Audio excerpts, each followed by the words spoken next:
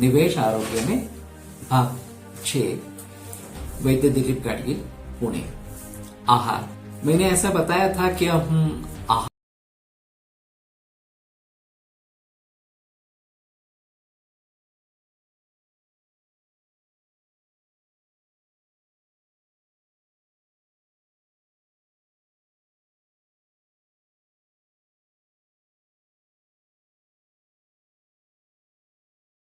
विचार आयुर्वेद में किया गया है।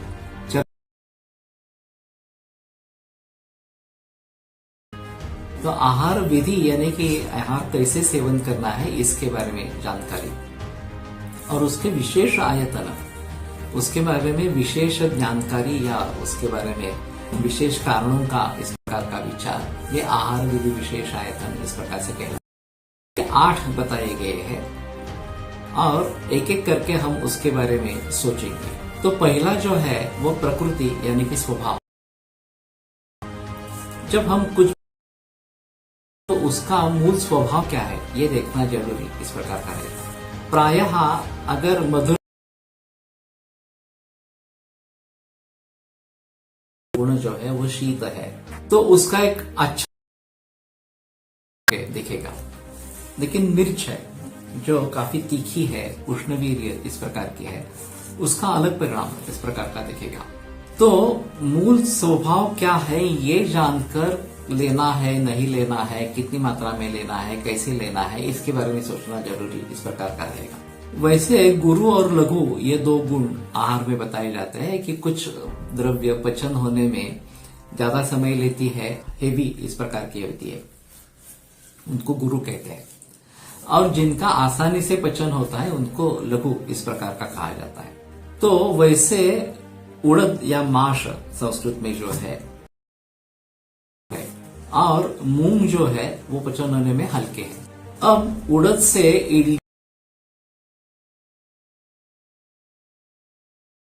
इसमें एक फर्मेंटेशन भी क्रिया, लेकिन मूल द्रव्य अगर उड़द है तो उससे भले इडली बने जो स्पर्श में हल्की लगे इस प्रकार से, वजन उसका कम हो, फिर भी हमारे हिसाब में वो, और उसके विपरीत मूंग जो है वो लघु है इस प्रकार से, तो उसका डोसा अगर बनता है, उसकी अगर इडली बनती है, उसका कुछ और बनता है तो वो लघु इस प्रकार का रहता है।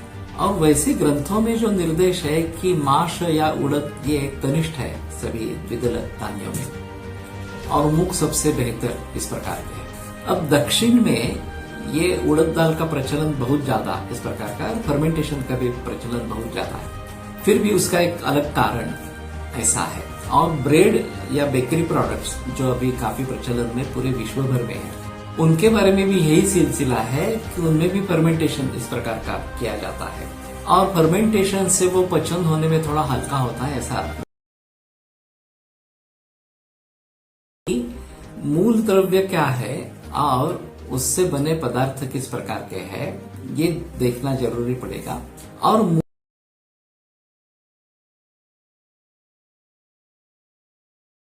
तीक्ष्ण है, शीत है, जो भी है उसके जो मूल गुणधर्म है उसके बारे में सोचना पड़ेगा और फिर उसके आधार पर ये आगे लेना है नहीं लेना है, किसको लेना है।